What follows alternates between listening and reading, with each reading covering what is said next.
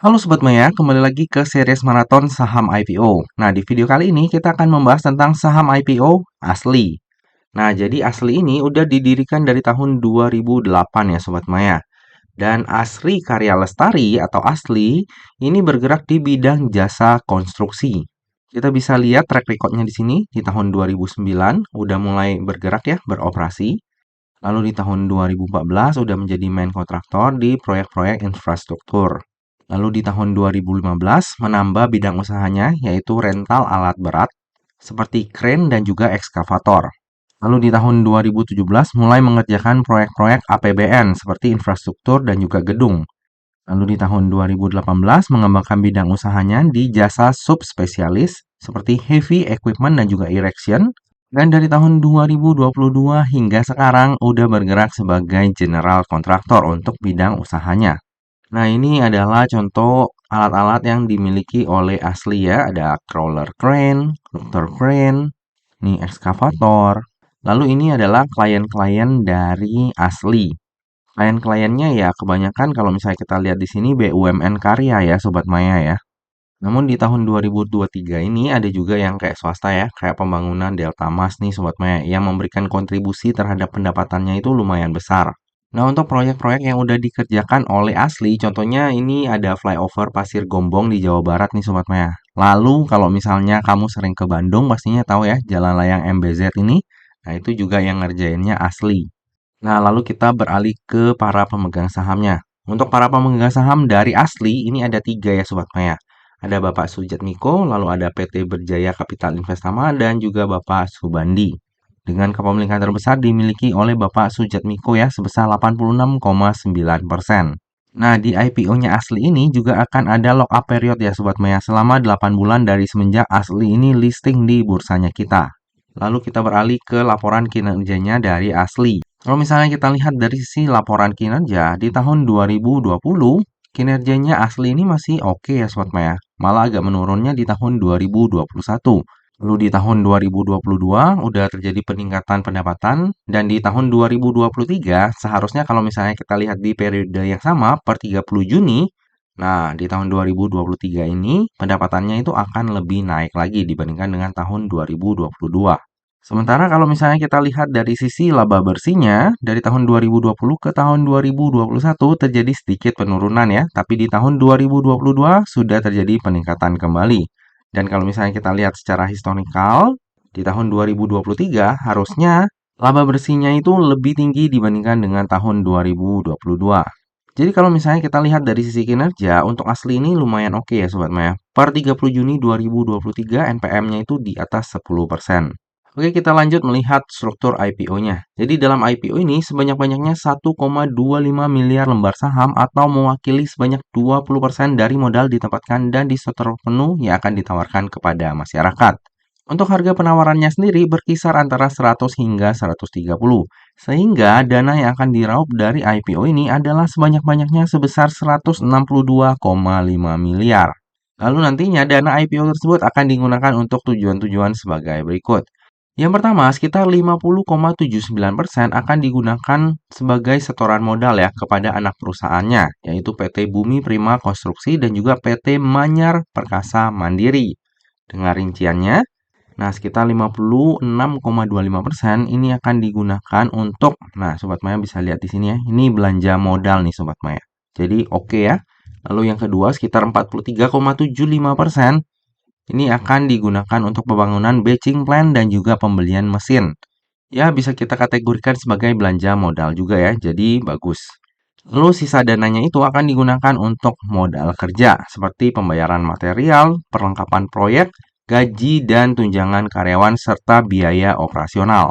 Nah, untuk penggunaan dana IPO-nya ini cukup oke ya Sobat Maya. Sebagian dipergunakan untuk penyetoran modal kepada anak usaha yang nantinya akan digunakan untuk belanja modal dan sisanya untuk modal kerja.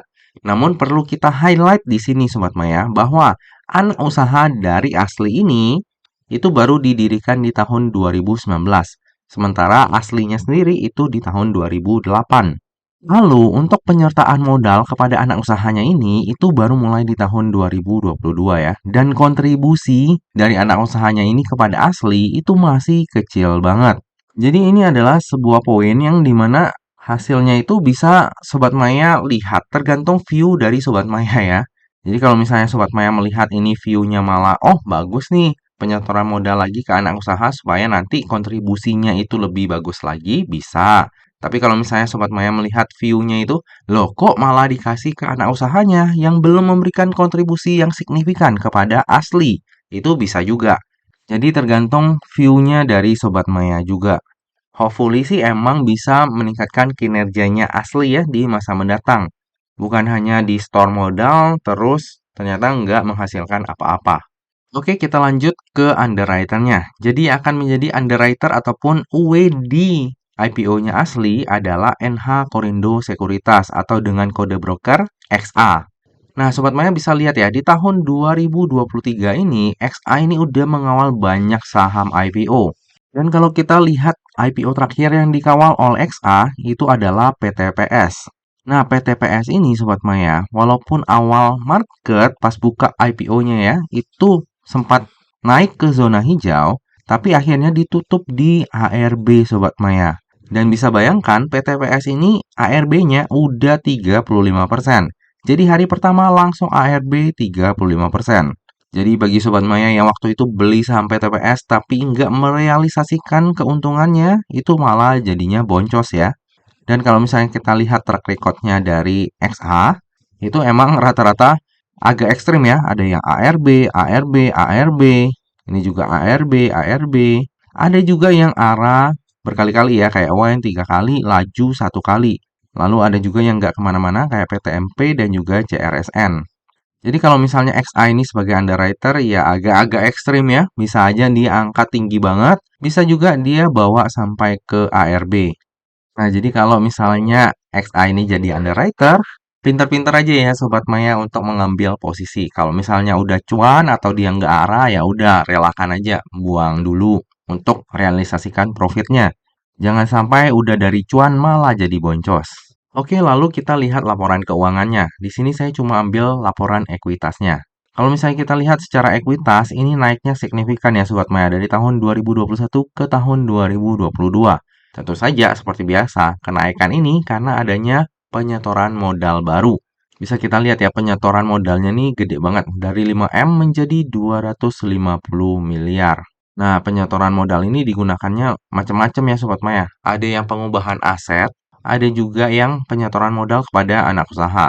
Saya nggak bahas lebih dalam terkait hal itu karena ya kalau misalnya kita bahas tentang saham IPO, wajar banget ya kalau ekuitasnya sebelum IPO itu ditingkatkan secara signifikan.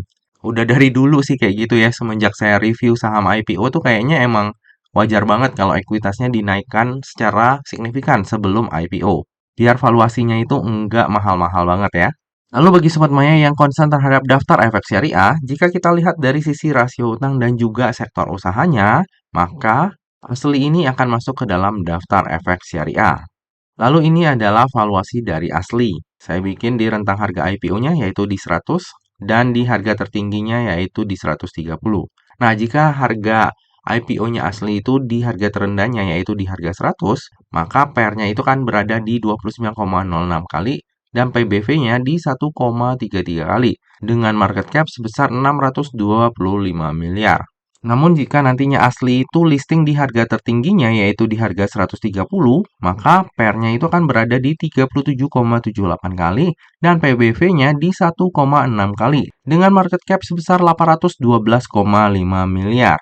Secara PER dan PBV sih tergolong standar ya Sobat Maya untuk ukuran saham IPO. Tapi secara market cap ya ini lumayan besar ya, mengingat kalau misalnya kita lihat pendapatan dari asli itu aja hanya di rentang 100 M-an ya. Dengan laba bersih ya kurang lebih berkisar belasan miliar hingga 20 miliar mungkin di tahun 2023. Jadi dari sisi market cap lumayan gede. Nah, dari tadi udah banyak hal yang kita bahas, sekarang tiba juga kita ke bagian kesimpulan. Kesimpulan yang pertama, bisnis asli ini menurut saya pribadi ya lumayan menarik Sobat Maya. Perusahaannya udah berdiri dari tahun 2018 dan punya pengalaman kerja serta track record yang baik. Dari sisi kinerja, asli juga cukup memuaskan ya. NPM-nya per 30 Juni 2023 itu di atas 10%. Nah, namun yang perlu kita perhatikan adalah kliennya asli ini juga banyak yang BUMN karya ya, yang saat ini performansnya lagi kurang oke. Dan hal ini bisa aja mempengaruhi laporan keuangannya asli di masa mendatang ya. Contohnya proyek enggak terbayarkan. Cuma kalau misalnya kita lihat di tahun 2023, emang kontribusi pendapatan dari asli ini udah nggak terlalu tergantung pada BUMN karya ya. Dan bisa kita lihat tadi pembangunan Delta Mas itu kontribusinya lumayan besar. Jadi harusnya dari sisi fundamental saat ini masih cukup aman. Kesimpulan yang kedua, valuasi dari asli ini tergolong standar ya untuk ukuran saham IPO. Untuk tujuan penggunaan dana IPO-nya cukup bagus. Sebagian dana itu dipakai untuk penyetoran modal kepada anak usaha yang nantinya akan dipergunakan untuk belanja modal yang berpotensi untuk meningkatkan kinerja asli di masa mendatang. Nah, poin pentingnya adalah seperti yang udah saya jelaskan sebelumnya, kontribusi dari anak usahanya kepada asli itu memang masih kecil banget ya Sobat Maya. Jadi belum tentu akan berdampak nih penggunaan dana IPO-nya kepada kontribusi anak usahanya asli. Kesimpulan yang ketiga, underwriter dari IPO-nya asli adalah XA. Nah, XA ini cukup sering ya mengawal saham IPO, dan saham IPO yang dikawalnya pun bervariasi. Untuk saham IPO terakhir yang dikawal oleh XA itu adalah PTPS, yang walaupun sempat dibuka di zona hijau, pada akhirnya ditutup di ARB. Jadi kalau misalnya XA, ya udahlah ya kalau misalnya udah dikasih cuan dan dia nggak tutup di arah mentok, ya mending dipertimbangkan untuk realisasikan profitnya juga. Kesimpulan yang terakhir, saya sendiri akan wait and see dulu tapi cenderung ikut. Nah, di periode kali ini kayaknya yang akan barengan itu lumayan banyak Sobat Maya. Jadi harus pintar-pintar memilih juga ya. Kalau misalnya ini IPO-nya dia sendirian, ya saya akan ikut. Cuma karena dia itu nantinya IPO-nya berbarengan, kemungkinan besar ya dengan IPO lain. Jadi harus pintar-pintar memilih juga. Karena kalau misalnya ikutan banyak, ya itu susah juga buat fokusnya. Nah, seperti biasa ya Sobat Maya, yang namanya saham, terlebih saham IPO, itu nggak pernah luput ya dari yang namanya resiko. Jadi bagi Sobat Maya yang mau melakukan order saham IPO asli, pastikan Sobat Maya melakukan order sesuai dengan resiko yang siap untuk Sobat Maya tanggung ya. Lebih lengkapnya nanti saya beli atau enggak IPO-nya asli ini akan saya share di tab community ataupun IG saya pada saat masa offering nanti. Nah Sobat Maya, demikianlah video review saham IPO asli. Semoga aja video ini dapat bermanfaat bagi Sobat Maya semuanya dan dapat menjadi bahan pertimbangan nih. Apakah nantinya Sobat Maya akan membeli saham IPO asli atau enggak? Nah Sobat Maya, demikianlah video kali ini. Akhir kata, jangan lupa untuk selalu jaga kesehatan, jangan lupa untuk selalu bahagia, dan semoga perjalanan investasi kita selalu cuan bareng-bareng ya. Sampai jumpa di video review saham IPO selanjutnya. Dah.